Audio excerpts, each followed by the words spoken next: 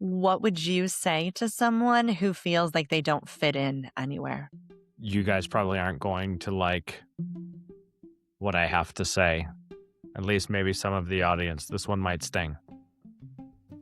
Take responsibility, not control. Take responsibility for getting to know yourself, and take responsibility for getting yourself out there and finding your people. If you take responsibility for both of those things, you will land in belonging. I guarantee it. We lost them along the way, that childhood innocence, that play, that creativity, that all of that stuff. It's about kind of finding all of that again and then just going out there and being that. People will recognize it.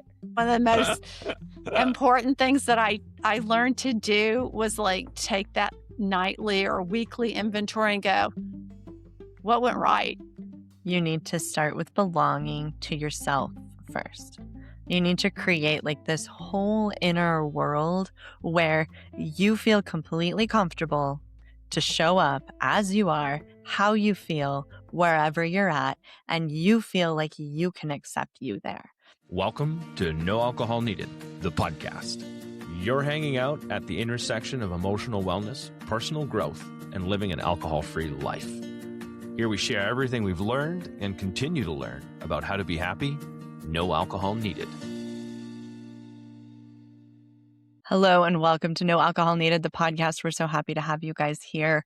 We know that you can be surrounded by people and still feel completely alone. We hear that from people all the time. So we are going to talk about why that happens. We're going to address the deep loneliness that we know so many of our listeners are struggling with right now. So we're going to jump right into this, and I'm going to ask everybody, how did you used to try to belong? What did that look like back either, before you stopped drinking or before you, started growing? What did that look like? How did you try to belong? I just went with the crowd. I didn't make decisions, didn't have opinions for the most part. Just whatever anyone else wanted to do, I was game. So yeah, I just went with what everyone else was doing. How didn't really often did have you shut your opinions down? Ooh. all the time. All the time. Um, yeah, I mean, I don't even, it's not that I didn't think I had opinions. I just was like, yeah, no, that sounds good. Everything everyone else suggested sounded great. A lot of that comes with just, feeling like I wasn't capable of making good decisions, or making decisions that other people would enjoy. And so I was like, yeah, they got it. They know what they're doing. Yeah, that works. I'll just do that. Yeah. Yeah. I relate to that a lot. And I want to add to what you said because I would go along too. I told myself, though, that's because I'm such a kind person. I can get along with everyone, which is really a lie to myself. It was that I was desperate to be accepted by everyone. So, sure, I'll put up with this. I don't care if you're Democrat or Republican. I am, I'm going to listen and smile and nod and be open. So there was, I hate to admit it, but for all my life, I was a people pleaser and trying to be what other people wanted me to be. And I'm guessing it came across as fake, even though it was really out of my vulnerability, my weakness. Hey everyone, I'm going to interrupt real quick to share something with you. One of the biggest questions we hear from listeners is how to deal with stress without reaching for alcohol. Because as we all know, life doesn't get magically less stressful just because you stopped drinking. So on March 26th, I am teaching a free workshop where I'm going to walk through the actual skills that help you handle stress without feeling like you're constantly one hard day from falling apart. These are the actual tools and framework that I use with clients to help them handle stress more easily. If that sounds helpful, there's a link to sign up in the show notes, so make sure you look down there. And okay, let's get back to the episode. Yeah, and I identify with all of that too so much. I would walk into a room and I would look around and I would like calculate Hmm. who exactly do I need to be in this situation in order for these people to like me? And I was so good at it. Like I could read people, I could read a room, and I could tell exactly what I needed to do to get approval. And to me, that was the same thing as belonging. That's all I knew. That's the only experience that I had with feeling like I belonged somewhere is people approving of who I was and how I acted. And that made me so much a chameleon. So I had like, I would whatever I wore, the music I listened to, the hobbies that I did, everything about me was to gain the approval of whatever group of people I really wanted to feel like I belonged with. And so, by the end of that, I had no idea what I even liked to wear or what I actually liked to do with my time because I just wanted other people to feel like I fit in with their group. And so, I mean, it was a complete loss of self. And I Hmm. think if we, for me, quitting drinking and growing into this new version of me, it started with finding myself. And I feel like that's one of the main places that I lost me. Was I just so desperately wanted to feel like I mattered to somebody. So Hmm. I would completely twist and bend and adjust and flex until I felt like I was important enough to matter to them. So the thought that came to me, and I'm glad that I'm sitting here last to speak because I would have said something different than what I'm saying, and I'm gonna say now, only because I have more clarity on that thought. And like the first thing that went through my mind was shape shifting. So it's very, very close to what you were saying, Julie, being the shapeshifter.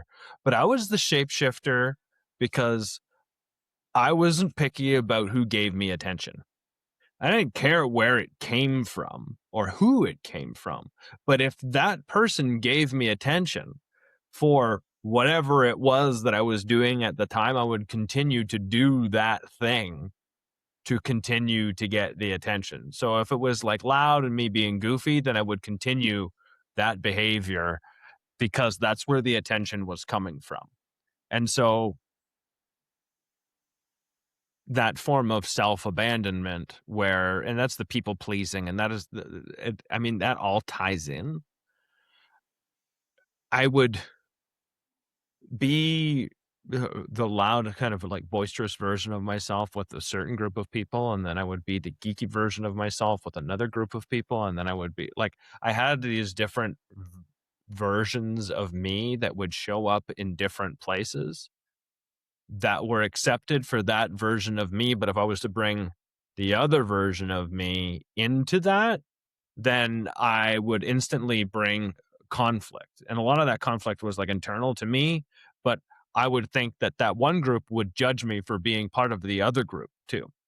And so I kept everyone separate as best I could, like inviting those two people, those two groups of people. Say there was like three groups, three people in each one, and all six got together. I got nervous as fuck. I got extremely nervous. Like, oh my God, I'm going to get found out. That's how, like, that happened with my drinking too. But I guess the feeling was very similar Mhm. where uh,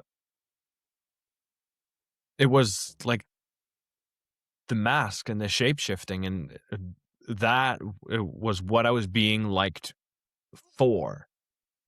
And so that was like the reinforcement to continue to not discover who I was and to continue to feed those people those things from me. Because Mhm. that's where my self-worth and attention was coming from. It was external. Hmm. For sure. And like for me, this stuff started at high school, if not earlier. Is that kind of the same for you guys? That this is where you kind of learned how to shapeshift and be what you felt like you had to be? I started lying for attention, I think, when I was like 6, and I think we all do that. But uh eventually I think we grow out of it, and I didn't. And so I did eventually. Like, I'm 44 and I don't do that anymore. And every once in a while, when I do tell the fib, or if I embellish a little bit, I'm like, why the fuck did I do that? Like, what was the point? What, like, really? Really? And I Mhm. mean, I've corrected myself. I'm like, you know what? That actually didn't happen. That's good. Well, Right? It feels crappy. But Mhm. um, I and prefer living in the truth. I'll shut up now. Go. sorry, I didn't want to interrupt No, because you're I'm a good. people pleaser. But no, I was going to say, for me, I think it started really from birth in my Mm. family. That and I saw my mom. I don't know if you guys ever remember this, like, but your mom would be yelling at you. The phone would ring, and she'd be like, "Hello." I mean, I learned really early on to put on a fake face for other people. And then also in my family, the best way to get attention to fit in was to be successful or accomplish something. It was scary to be bad. And I think back, every family has like your hero child, your scapegoat. So my one brother was a scapegoat. And when I think back to him, oh my gosh, like he got kicked out of Boy Scouts. That is, in today's frame of mind, not that big of a deal, you know?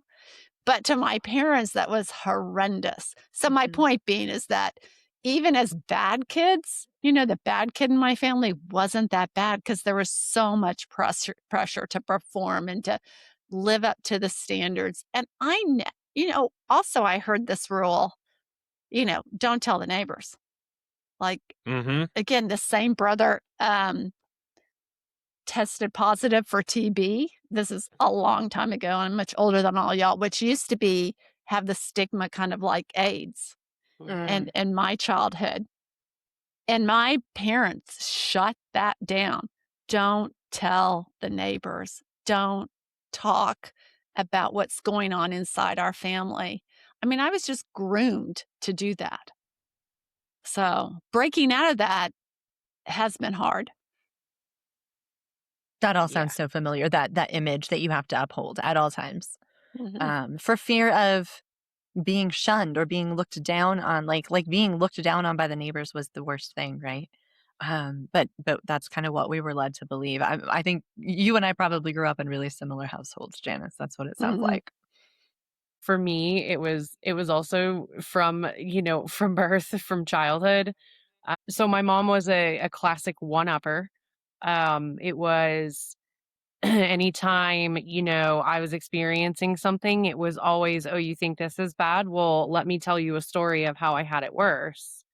So for me, my identity became like I had to make things worse or make things more chaotic. And I think in so many ways, when I look back, like I chose chaos because it's what got me attention. It's like if I was peaceful and happy and had joy, like no one would pay attention to me, and that would be really sad. So, yeah, it was just a learned behavior of Huh. just one, it's my safety, like Julie said. I mean, a lot of that is that hypervigilance, like walking into a room, and I always thought like I can read people and I'm like empathetic, and turns out, no, that was just my survival mechanism from Yes. childhood because I had to, at the drop of a dime, know what kind of a mood my mom was in so that I could determine who I needed to be in order to be safe that day emotionally. And so, yeah, so very much like a learned behavior from childhood. Yeah. So it was just like chaos, and my life was pretty much just chaos for like 20 years. That I had so many friends and I had, was always doing something. I was always social. And I just thought that that was my identity, and that I belonged and that everybody loved me. And yeah, life is great. And it was all just an act. I just didn't know it, Mhm. until you strip it all away. Right. You said something really important there. It's that you figured out who you had to be in order to feel safe.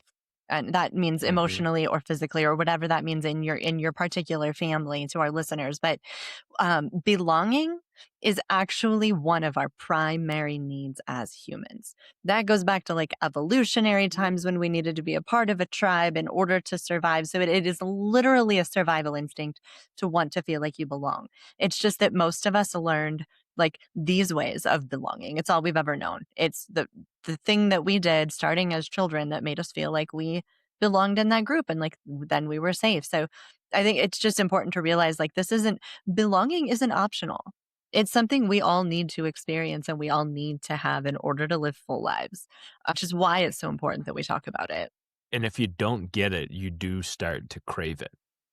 If you Yeah, don't, if you absolutely. don't have belonging, you do start to crave it for sure. Mhm. Like, Yeah, as you should. Like instinctively, we know we Mhm. need it. So let's talk about once you guys kind of started growing and started changing and figuring out how you actually wanted to show up in your lives and what that looked like.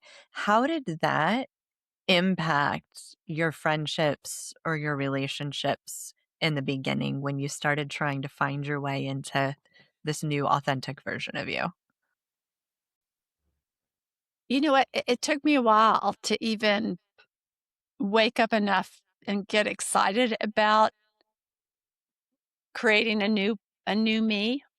And what I did with my old friends was really withdraw from them. I embraced my new recovery friends. So I had a group to support me in my recovery. And what I didn't realize is that I was distancing myself and hurting, my family and friends at home. I have a good friend, Cindy, and I remember I would talk to her like maybe once a month because I went to treatment and then I went to a halfway house and sober living. So I was away from home for like a year and a half. When we would talk, she'd always ask me, "When are you coming home?" Always felt accepted by her. My close friends didn't seem to give up on me. You know what I mean? They were patient and understanding. Thank God for that. But even that little bit, Cindy going, "When are you coming home? I really think you should come home," because she's a good enough friend to tell me the truth. I would pull back. I'd be like, "You just don't understand. I got to do this. I'm going to die if I don't take care of myself first." So I withdrew from some of those people. What about y'all? I'm curious, did you at some point start wishing that you hadn't withdrawn during that time? Or was that more in like, is that how it needed to happen? No, it didn't need to happen. It was a Okay. mistake. It was definitely a mistake. And that goes back to my adult child of alcoholic issues, my fear of rejection and abandonment. It was very much a product of, I'm going to reject you before you reject me.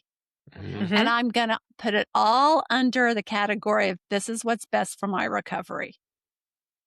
I'm identifying with this so much. So I'm like Mhm. 4.5 years sober, and I'm just I didn't have a whole lot of like what I would call like really close friends.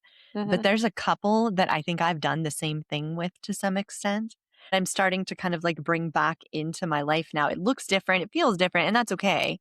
But I'm starting to realize that, and I feel like I don't know. It's just one more of those growth things, right? Like you're never done figuring all this stuff out. So that's resonating with me a lot, actually, just Mhm. listening to you talk about that. Yeah, let me jump in with another thought too, because Please do. this just occurred to me. So, like my closest friend in sobriety, her name is Jana, and when I started, Jana, if you're listening, I mean this with the depth of my heart. I would not be here if it weren't for you. But when I started getting close back, like with my kids, I feel like there was a little resistance from her or for some of my other recovery friends who are like, wait a second, you're pulling back from us now Hmm. and becoming more dependent. I don't know if dependent's the right word, but you know, spending more time with them and less time with us, which is, a kind of a opposite side of the problem. You got to find that balance, I guess.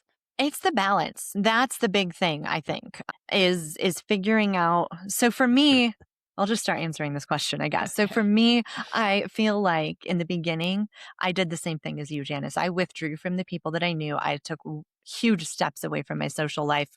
I really didn't go out and do stuff with people very often for quite some time. And also, I very early in this version, like in this this most recent time of sobriety, I found close friends almost immediately, so that space was filled.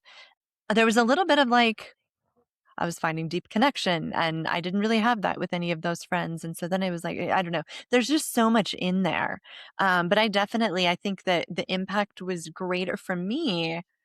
The impact was greater. Like I stepped away from the friendships, and I know for a lot of other people, their friends actually step away from them because Hmm. their sobriety makes their friends uncomfortable. So I think this goes both ways for sure. What about you, Amber? Initially, I still was trying to live my life just not drinking. I wasn't really making any other changes in any other part of my life. I was dating an active alcoholic, with, some pretty deep-rooted mental health issues. I hung out with the same friends. I started my journey in AA, so I would, go to meetings couple times a week when I could.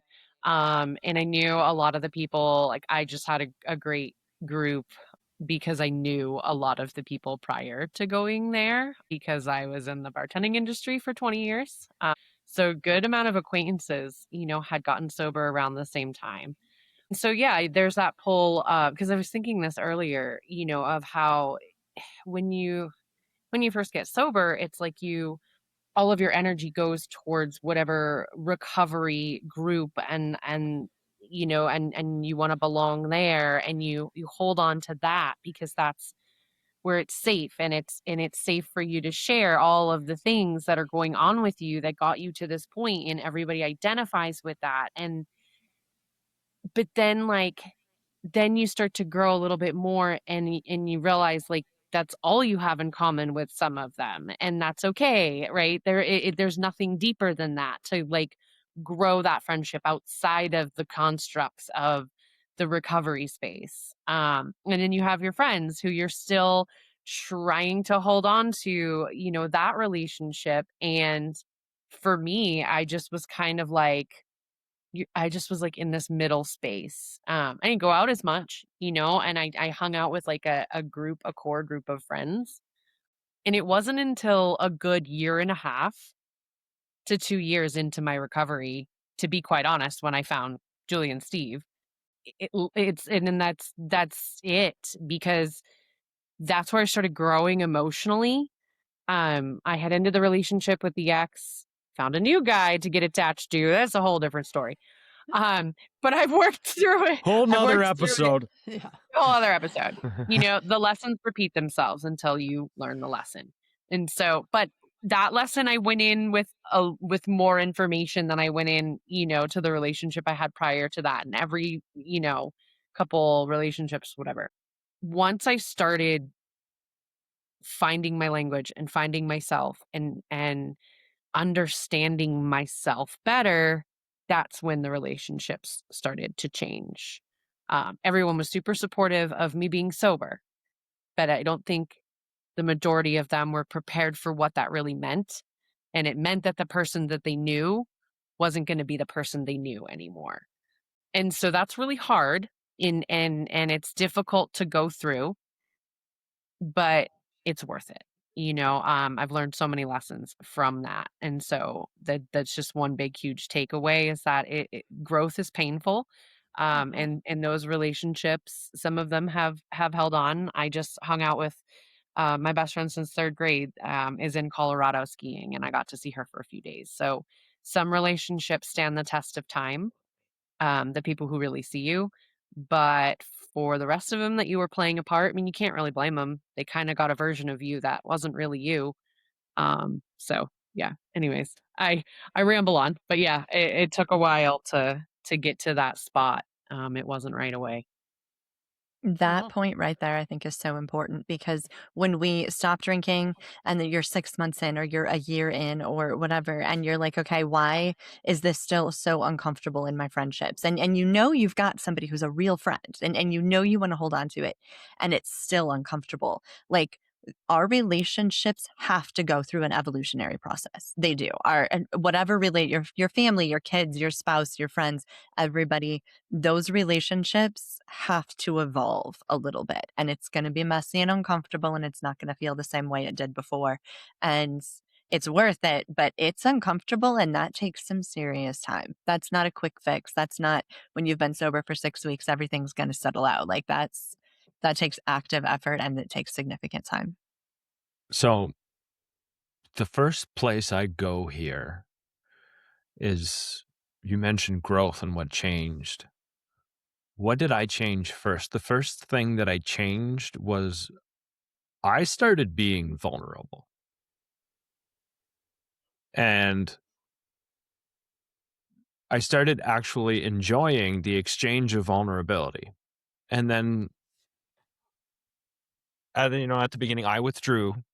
Absolutely. For the same reason Janice was talking about. I withdrew because everything was about protecting my sobriety, but I'm an extrovert at heart anyways. So I can only withdraw for so long. And so then I go back out and venture out into the world. But what happened was I enjoyed hearing about other people's real life. And so my conversations changed. I wanted to know more about you. I wanted to know more about like the things you were struggling with and not the sports, because I used to follow sports all the time, not the news, not that stuff, not the weather. I mean, we could talk about that. That's surely fine. But when after 5 minutes, it's still sunny outside or it's still raining. Like, the score is 5-3. That part of me changed. And so what came down to it is, I mean, I lost some friendships because I withdrew, and some of the, like I had both happen to me. A friend of 20 years almost withdrew as I withdrew. And that friendship is still like, it's acquaintance at best. And that's just how it is. I don't know if it was my vulnerability. I don't know what happened. I don't know if I'll ever know. And that's okay. But at the same time, my social needs changed. Oh. Mm-hmm. And I think that's the best way to describe it. My social needs changed. I no longer needed the person to ramble on about whatever it was at the side of the bar. I wanted something that had more substance to it. And so my relationships began to gravitate toward the people that were looking for something real as well. In the recovery community, that they were easy to find. That's how we try and live. That's how we try to communicate with each other. That's how we try and learn our way out of the hole that we dug ourselves. That being said, I think that's what it comes down to for me. My social needs changed. And with that change, some people stepped up to the plate because they were already there, and some people did not. And yes, I made mistakes not inviting people in out of my own protection, my own fear of rejection. Also, so I made some of those decisions right. Mm-hmm. Like, some people deserved it. Did any of you guys intentionally cut people out of your life? Not like straight up severed the relationship Yeah. like violently or aggressively. There were some that I definitely intentionally let them fade and I didn't go back Well, and try to rekindle the friendships. There was never like a moment, and I know some people have these where they're spending time with someone and they're like, this cannot continue, and they actually have to have the like, we just can't keep doing this conversation. So I haven't had to do that, but there's definitely a handful of people that that I just kind of had to let fade away and really felt okay with that decision. Okay, I have another question too. Did you have anyone try and sabotage your sobriety, try to pull you back to who you were? I I mean, there was definitely conflict from the growth and from the vulnerability within my intimate relationships. And I mean, I'm divorced because of that. Mhm. And that's about as far as I'll go into that one. Right, But right. I mean, uh, that relationship changed very much so. And probably one of the mistakes I made there too was not inviting that in earlier. But Mhm. also, I don't know that that would have done too much either. Yeah. Hmm. I hear that. I don't think it I feel like I had some people throw obstacles. Maybe it was more of a test. I was tested. Let's put it Hmm. that way. And that I would perceive kind of as rejection or like, how could you test me? But I think maybe that was a better way, not sabotaging me, but testing me to see if I was really gonna weather the storm and weather Mm. the I friendship. didn't I don't know that I really had anybody try to like get me to drink again. Mhm. But Mm. that shift when I mean, I had my whole previous sobriety where I was just like white knuckling. And Mhm. this time around, I quit drinking and I started growing almost immediately. And so I started changing who I was and how I was showing up in my life. Mhm. Within like the first few weeks of stopping drinking, it all happened very quickly. So I think probably most of the people in my life, maybe they saw those two things happen at the same time. There were definitely people, the closest ones to me, who didn't want me to go back to drinking, but wanted me to go back to the way that I was, Mhm. Mhm. that wanted me to be easier to be around. And, That right there. like I started speaking up. So I was like, okay, this thing I've put up with for the last 20 years is just not going to work for me anymore. And that is Mhm. hard for other people to experience. And so it wasn't like they were trying to tempt me with alcohol, but it was a lot of like, I don't understand why you have to be so difficult now. And wishing that I would get easier again. And the only way I'm ever going to be easy again to be around for those people is if I'm drinking and I can just numb everything that I'm feeling, which I'm not willing to do. So there was kind of that. I don't know if that answers your question, Janice, but I'm That's a guessing great it's. answer. Yeah. Mhm. No. Yeah, What about everybody you, for Amber? me, like, they knew I had to be sober because I was, I was a train wreck and, I was totaling cars left and right. And so on the outside, like the it's just like a symptom of a problem, right? Like the physical manifestation of my drinking was obvious that that something needed to happen. And so everybody was on board with that. Everybody just wanted me safe. Everybody just wanted me alive and they wanted me safe. Nobody, even myself, knew what was going on underneath all of Mhm. that. And it's like, great, I'm not crashing cars now and I'm safe and I go to work on time and I'm a more productive human being, in society.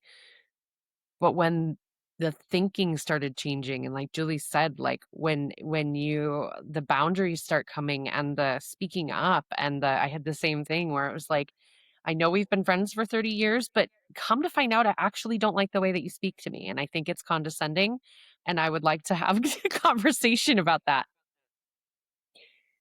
Goes over so well. But yeah, I just had to, it's just people see and they want you safe, especially if your drinking is leading to some pretty could be serious consequences, but no one's prepared for the change that happened. I mean, I wasn't. I would laugh. Like 4 years ago me would be like, "Yeah, okay, like my life now, no, not what I ever imagined. But I also now could not imagine it any way else. Mhm. It. But you don't see that in the beginning. You don't see anything in the beginning. You literally just see the foot in front of you, and you don't know what relationships are going to look like. You don't know anything at all. So like, don't predict anything because it's just a waste of time. Just, focusing on today, it's so true. But then eventually you get to a place where you start to get it and you're like, okay, I feel different. I feel like I want to be different. I'm going to go ahead and be different, and I'm going to be what feels right for me in this moment. And then I'm just going to have to figure out what to do with other people's response to that when you Mhm. cross that bridge. It's hard. It's really hard and uncomfortable. And so much of that, like, I don't think some of these people understand how much courage it takes to show up and speak up or to change how we're existing in these relationships, because it's not like it's easy for us. We all talked about at the beginning of this episode, like our whole existence was chasing validation and approval. We all lived in approval, and approval felt safe. So as Mhm. soon as you show up in a relationship and you're not just chasing approval, like that, we have to work up so much courage in order to even do that. Um, and I think people don't, the people that see that part of us, they don't understand how hard that is. On that note, how did you switch over to showing up authentically and not chasing the approval? What did that look like? Like, how did you actually get to the point where you felt like you could do that? Oh, I'm a start here. I didn't. I still chased it. I didn't. Like, it took me a good long time to not chase approval. I just chased approval by being vulnerable instead, is what happened to me. Ooh. Like, that is exactly what I did. As Julie nods and smiles, and she was like, oh, I was there. I mean, know this. it was both of us, dude. I know. That's why I'm like, this is what I did. This is what I did. I chased approval through my vulnerability. I grew a lot Mhm. because the approval that I got for being vulnerable actually helped me grow. Like, there was part of that too. I also took it too far. Yeah, I think a lot I of don't us think I've ever heard swing. you say that. Good for you, Steve. Okay. No, Go you ahead, haven't Janice, heard me sorry. say that, but that is, I mean, thinking on back on that, I mean, that's really, I did that. Mhm. Yeah. I get it. Absolutely. The change is really awkward, from and for me, the evolution came slowly, but and God, so I have my 13th year birthday on Saturday. So Woo! I am Amazing. still growing and changing, and I still struggle with seeking validation and approval. I mean, so if anyone out there struggles, don't feel ashamed for still Mhm. struggling with it. But I had an experience, I don't remember if it was before or after Christmas last year, and where try to be really short with this story, where I had a difficult person that I was working with, and I was not able to communicate clearly my needs and when I was challenged or questioned and tried to explain myself. It was not heard. So I got to the point when they asked me to do something, I would just go, no, because that Mhm. ended the conversation quicker, right? Mhm. No Mhm. argument, less stress. I mean, it stressed me out to go, no, I can't do that because da, da, da, da, da. So, but I got in trouble for that. And this is at my job. And my manager and general manager approached me about it. And I said, I'm really proud of this. I listened and listened and listened, which is a big deal for me because I talk too much and I tend to interrupt, but I listened and I tried to absorb what they were saying. And I was really quiet, which surprised them because I'm a chatterbox at my job. And then I finally went, do you want me to just quit? I can't do what you're asking me. I can't do it. I'm thinking it through. At which point, then, oh my gosh, we could get analytical about this because Go for it. I think that they were kind of preaching to me. And so when I went, I'll just quit. And here's my motivation behind it. It challenged my mental health. I worked really hard to be able to set a boundary, and it was a boundary that I was setting. Granted, I was pushing a little bit too much, but I worked really hard to be able to set boundaries with other people, and you're not gonna tell me I can't go with that boundary. That is too important to me. It is crucial. And when I did that, they both went, "No, no, no, no, you can't quit, you can't quit." But I think it also woke them up to say, "Okay, let's listen to what she's really saying." And so then they started asking me more questions. I go, "This is why I can't quit. This is why my answer recently has just become no, as opposed to." And then when they listened to me more, I was able, which is a key thing in communication. We just all want to be listened to, right? We want to For be sure. heard. And so I think this is the analytical part. When I felt heard, then I was a little more willing to say, okay, what is it? What is it that, let's find something that I can do that makes you guys happy and still, and I wish I had said it that eloquently because it wasn't. It was more like, what do you want me to do? Yep. But, I hear that. Mm-hmm. But we did. We found kind of I think it ended up with, I'm going to try harder to be more compassionate, which is, okay, as a side note, when I went back and told my sponsor, that I got in trouble for setting a boundary and sticking to it, and my therapist, they were both like, "Yay, we're so glad to hear Yes. that." 100%.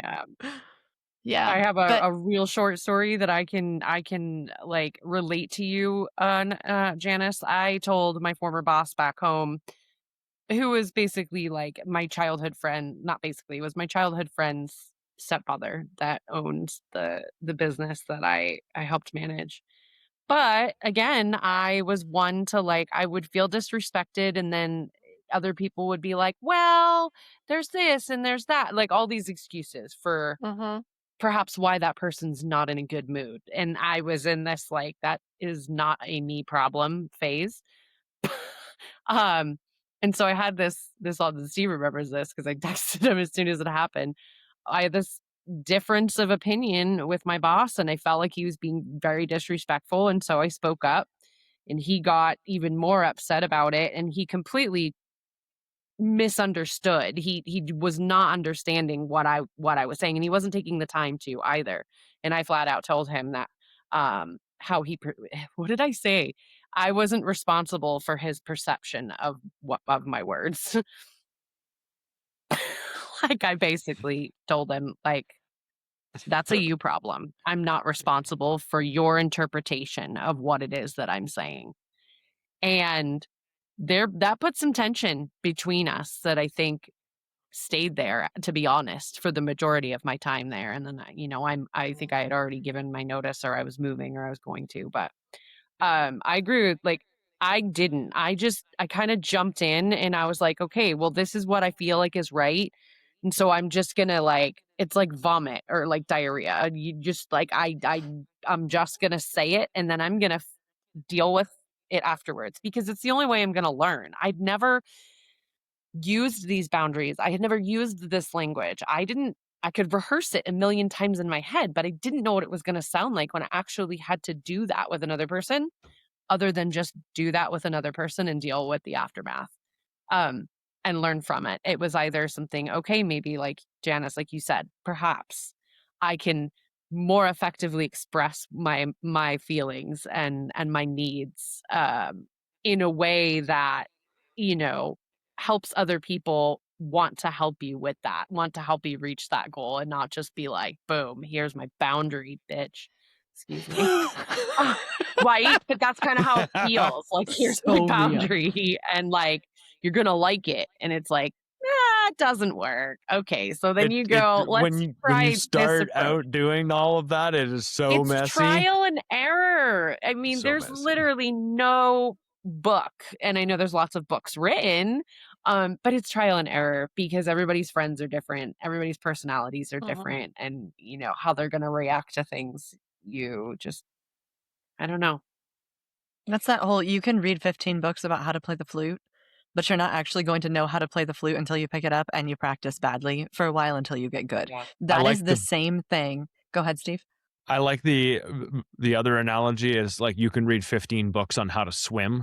Yeah, but you're still Yeah. going to sink when but you you're jump still in. gonna sink when Yeah. you jump in. Yeah, that is, I think, so important when we talk about showing up in our lives authentically. We can rehearse it in our head. We can read the book. We can journal it. We can think we have it all figured out. Doing it is a totally different experience. It is uncomfortable. You're probably going to sink. You're probably, it's going to be messy. And for me, there was a lot of like, so much insecurity. Like my brain would spin like, oh my God, they must think this, they must think that. I can't believe I said this and whatever, while I was trying to feel my way into that version of me and what it looked like and being confident in it. I practiced being authentic with my friends that were sober. So they didn't know the old version of me anyway, right? Yep. I had no background, I had no foundation. They did not know anything about me. So I could like show up and just try to be as real as I could possibly be. And I didn't even know what that meant. Again, like I didn't even know what clothes I liked to wear. Like, so we're talking like I started from scratch, but I got to figure it out with them and they were safe. Like they weren't going to reject me. That is the thing about sober humans is that we generally accept anybody as they are. So I had that going for me and I was able to practice that and experiment with it and feel my way through it because I honestly didn't know what was real and what was fake. I couldn't tell the difference in myself until I showed up and like experimented with it a little bit with other people. And so that was like my training ground for how to then show up in my real life and not be just chasing validation. I needed that time. And I think so many people don't want to do the support group thing or whatever. And, I'm not going to preach AA to anybody because that wasn't what I did, but I did find people. And I think that that training ground that you get for even if you lean into it for 6 months or a year, it's a place to not have to pretend, not have to worry about all of these people who have this history and this past with you. It's just like this fresh start. You get to build it up from the bottom and see what it feels like, and then you can like take that back out into your other, your former life with a little bit more confidence. And I think a lot of people miss that because they don't want to find support. And I get it. And I didn't want to find support either, but that's one of the biggest benefits was just the training ground that it was. Yeah. Also, I was going to say, when it comes to belonging, because this is what's coming up for me right now is, we're all here because and I mean, I'll speak for myself just to make it even simpler. I mean, there's more to me than my sobriety. It's like there was more to me than my drinking. My drinking took, center stage because of the mayhem and everything. But there was always more to me than that. And there's more to me than my sobriety. When we talk about belonging, I mean, one of the things, and I'm still working on this because, again, it takes being vulnerable, is like, go out and find, you don't just have to spend 7 days a week at a recovery meeting.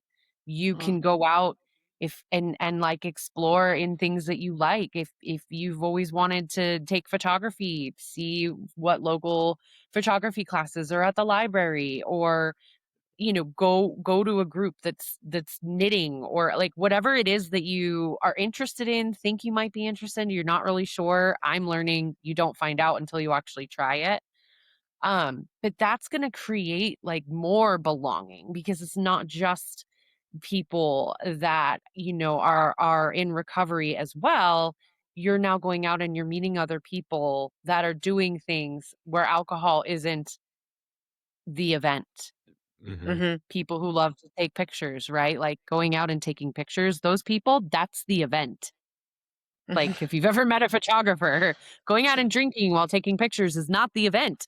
Going out and taking kick-ass photos, that's the event, right? Like find people who are passionate about things and then go and explore them with those people, because you don't even really have to bring up recovery a lot of times. Those people are they're just hanging out and they're just having a good time and they're enjoying doing what they're doing. And like, you can do that too. Yeah. Yeah. Yeah. No, I definitely agree. And I definitely branched out after a bit. and, started spending time with different people in different places and all of that, and bringing people back into my life that I had needed to take some space from. And I think that, after you've got some sober time under your belt, then you're ready to be like, okay, I'm sober, and also there's all of this other stuff about me, not just this. I think people get frustrated because they feel like they have to, like sobriety ends up taking over their whole identity, and it gets good when sobriety is one tiny piece of this big, huge identity. You just have to figure out what the identity is, and for so many of us, like it's a whole other mystery. So when you actually show up in your situations, in your social life with your friends, whatever that looks like, how do you know that you're actually showing up as fully yourself and that you're not trying to get approval? Can you feel the difference in some way? Yeah. I have a sense of peace. Like I don't have an internal fight with like what I want, who I'm trying to make happy, who am I trying to please along the way. Um, I get to receive you just like you get to receive me. And regardless of how you receive me, if I'm being in my authentic self and I'm just showing up I'm showing up with intention of showing up in a good headspace and I'm there, I'm present. I'm still at peace. There could be chaos happening around me, and I still have this internal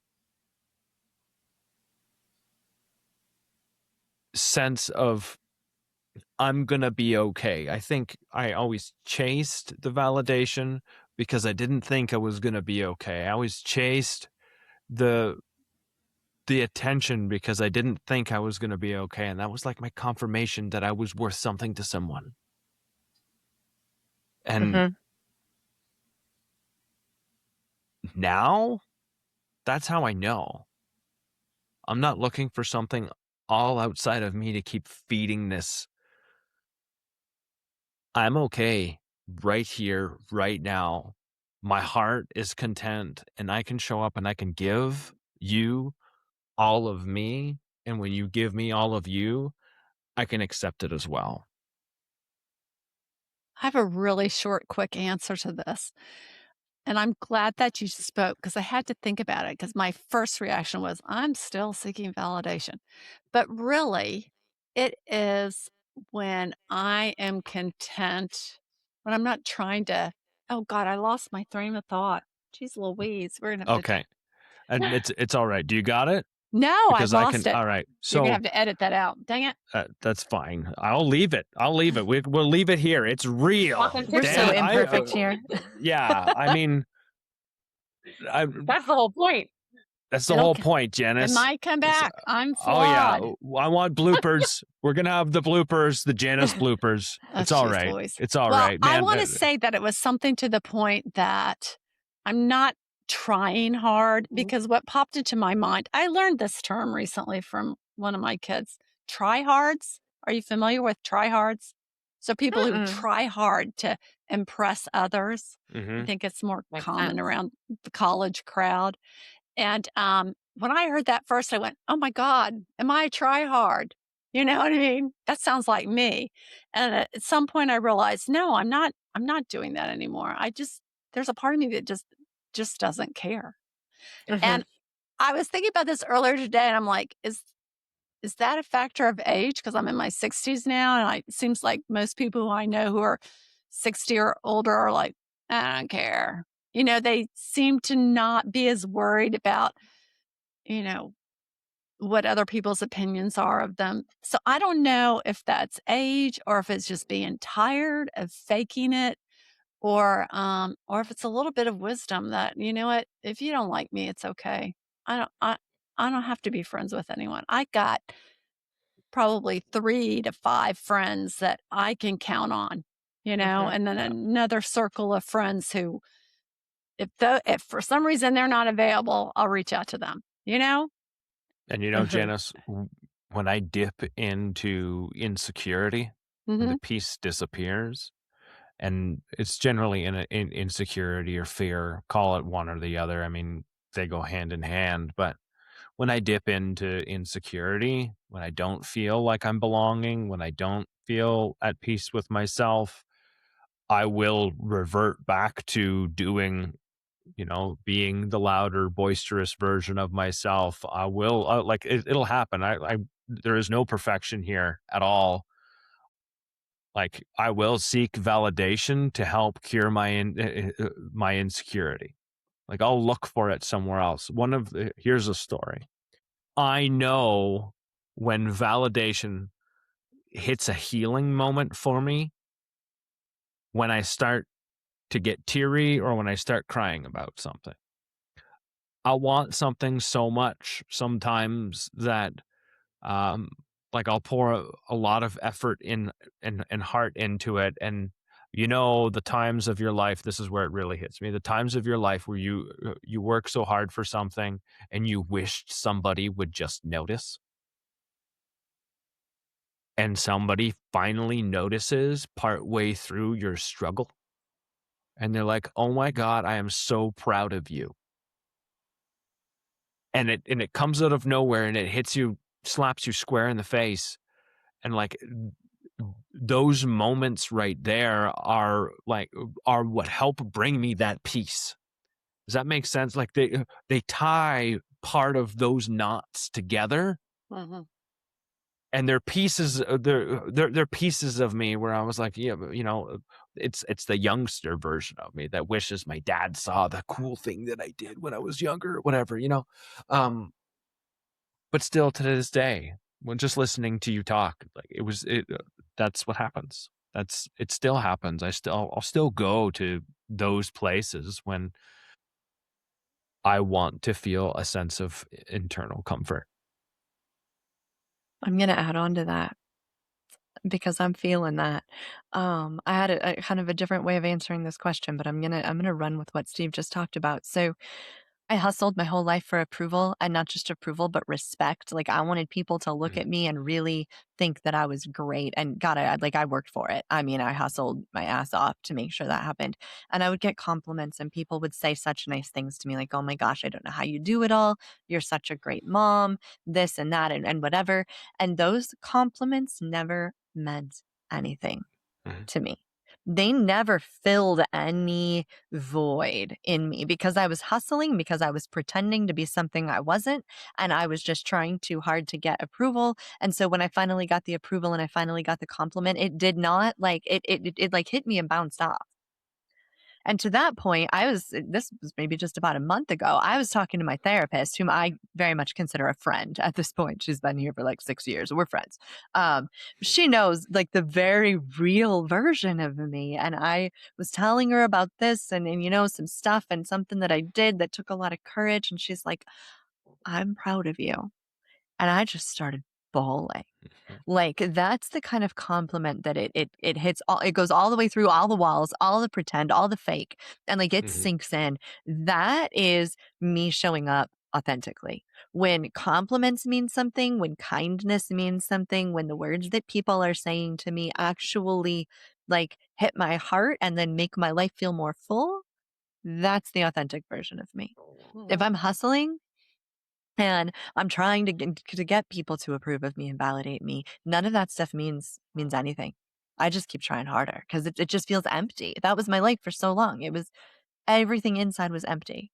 And I just kept trying more. Like I thought for sure, like more and more people liking me is going to somehow fill up this emptiness.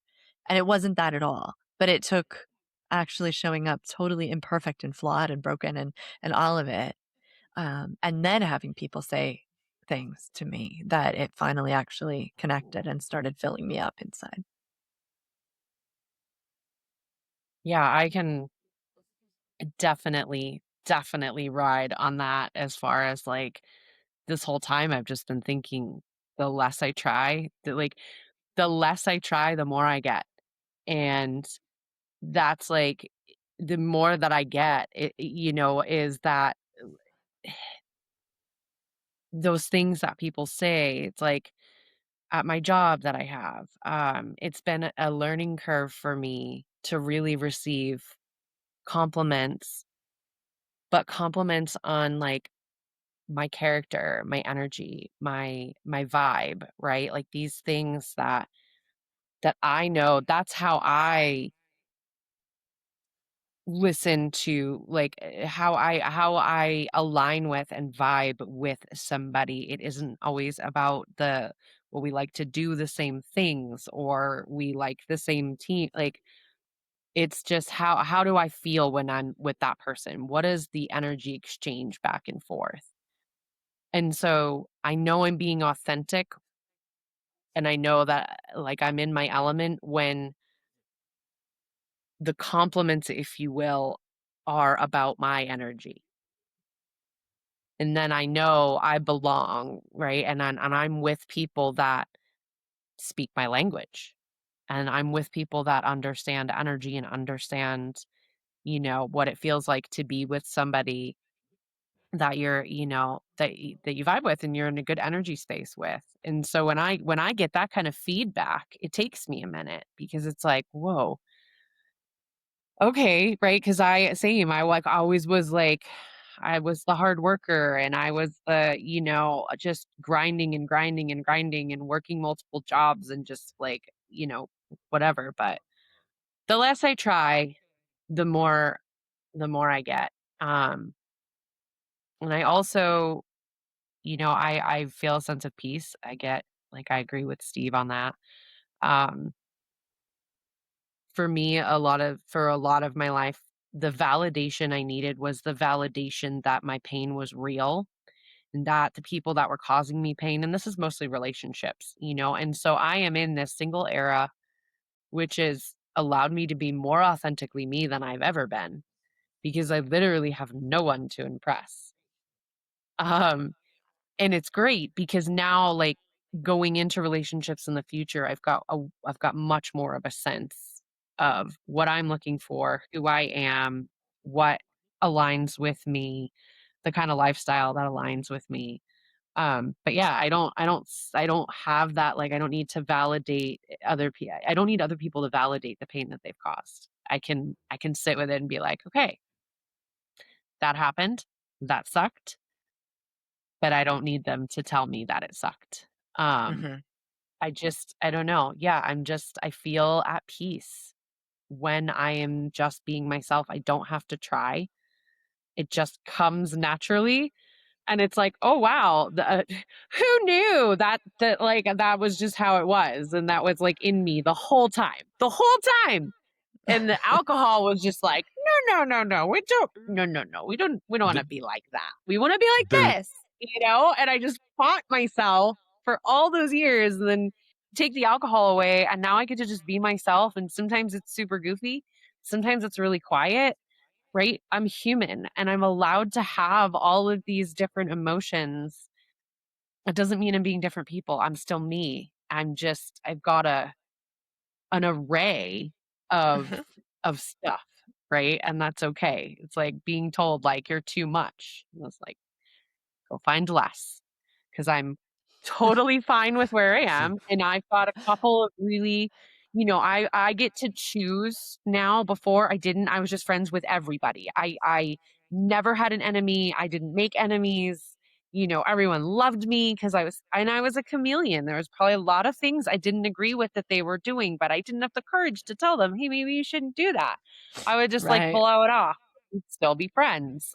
Now I get to choose.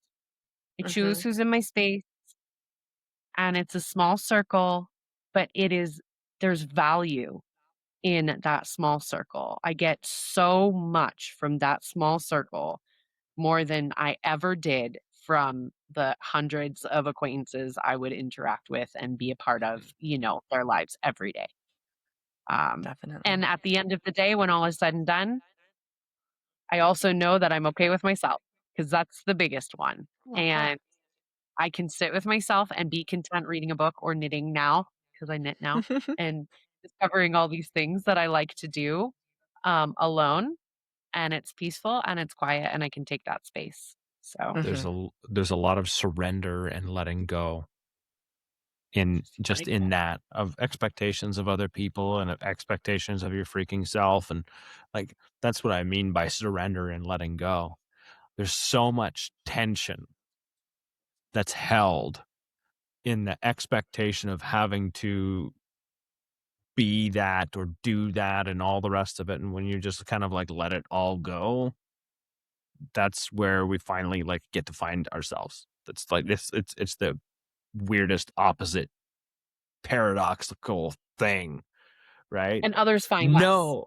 Yeah, I know. Like, it's if I control the shit out of everything, I'll get what I need. And then it's the opposite. I have to like let go of the shit out of everything, and what I need comes to me. It's like, No, that's exactly what it is. Trying to fit in is like trying to like control other people into approving of you. That's what that is. And as soon as you stop doing that, then you get to take a breath and you get to release it and let what happens happen. So we're going to bring in our closing question here. What would you say to someone who feels like they don't fit in anywhere?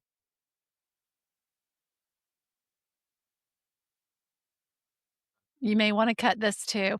So, my dog has been coming up all this whole conversation and putting her head by my hand and petting me.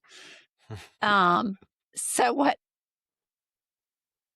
sarcastically popped into my mind is get a dog. But that is probably not the right thing Animals to are say. great therapy and Yeah. companionship in the initial stages. I love this dog, and it's not even my dog. It's my son's dog. But more realistically, what would I say to someone who feels like they don't, what was the question? Don't fit in anywhere? Just don't fit in anywhere. Yeah, I would. Okay, so this is me, Pollyanna. You know, you can look at it as a bad way, I'm alone, or you can look at it as an opportunity, kind of like Amber was talking about exploring some new ideas and new things. Why not try?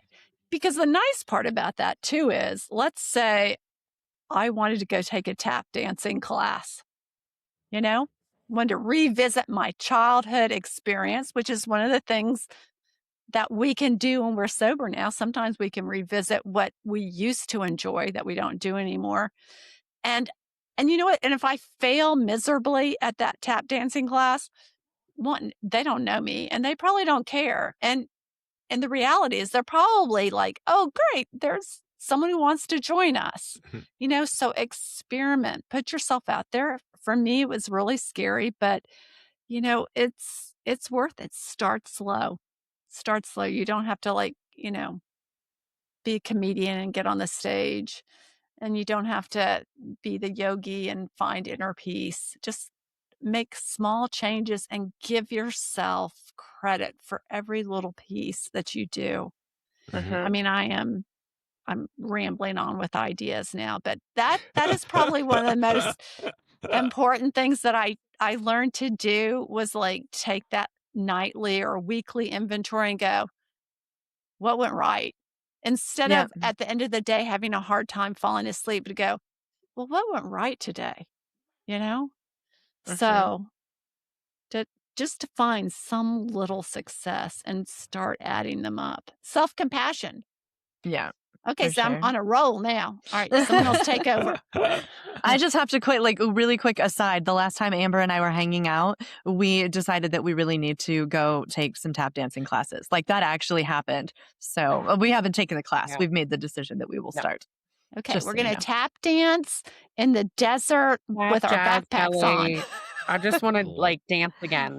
You're onto something there, Janice, because I'd forgotten that earlier. If there's one thing, maybe try some things from childhood that that you used to enjoy and try them again and see how you feel about them. Because I'm 43 years old and I have always longed to be in a recital again.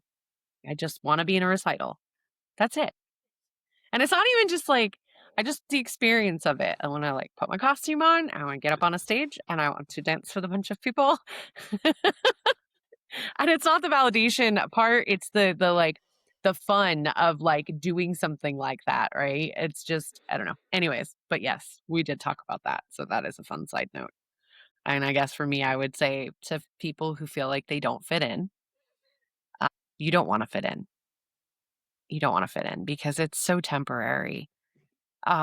You can fit into one group one day. We've all this isn't new. Like, well, this is we've been doing this since we were kids. We had different friends in elementary school than we did in high school, and then we had met friends in college, and then we made friends at our first, jobs and our first careers, and we fit in, to different places, different times in our life. But belonging is it's way more, I don't want to say permanent. It's way more grounded. It's just this sense of like these people, this environment, these things are just a part of my life. And there's a safety and a security in knowing, no, there's not nothing is permanent and nothing is forever.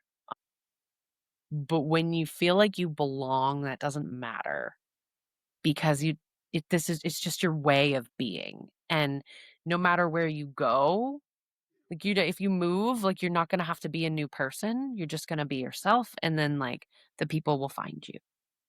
So, you do belong somewhere, but you've got to allow yourself to be who you were always meant to be before all the trauma and all the substances got in the way. Uh-huh. There was, like, call it destiny, whatever it is that you think, but when you were growing up, you had ideas and you had all of these things, and then we lost them along the way. That childhood innocence, that play, that creativity, that all of that stuff. It's about kind of finding all of that again and then just going out there and being that. People will recognize it. People Uh-huh. will recognize it and want it for themselves and ask you how you're doing it, or they'll recognize it and be like, that's my people. Hey, do you want to go get coffee and talk about asteroids? I don't know, whatever it is. Like, this is what I'm saying. It's just Yeah, like whatever absolutely. brings you joy and whatever, lights a fire under you, just go do more of that and people will Mm, find you. yeah, yeah. I think if you're having a hard time feeling like you belong, you need to start with belonging to yourself first. You need to create like this whole inner world where you feel completely comfortable to show up as you are, how you feel, wherever you're at, and you feel like you can accept you there. And when you get to that point and you fully and completely belong inside, then you'll be ready to start going outside of yourself and seeing if you can find other places where you'll feel like you belong. You guys probably aren't going to like what I have to say. At least maybe some of the audience. This one might sting. Take responsibility, not control. Take responsibility for getting to know yourself and take responsibility for getting yourself out there and finding your people. If you take responsibility for both of those things, you will land in belonging. I guarantee it. Thank you, Janice. Thank you, Amber. And to our audience, we talked about belonging tonight. We talked about belonging on this episode. If you do want to belong, we have a Monday night meeting meant for you, meant to help find belonging, meant to help you in your alcohol-free life and alcohol-free journey. Every Monday night, 6:30 p.m. That's Mountain Time, but 8:30 p.m. Eastern, 7:30 Central, 6:30 Mountain, 5:30 Pacific. Come and join us. If you want the link, go to noalcoholneeded.net. Is that a Thank you, Zoom? guys. Wait, is that a Zoom Yes, call? it Okay. is. Yeah. It is. Thank you for clarifying. It is a Zoom call. It's online. You could be anywhere in the country, anywhere in Europe. I guess you'd be sleeping. Anyways, or Canada. Everyone's welcome. Hope to Yeah. see you there. Thank you, Janice. Thank you, Amber. Love having you guys here.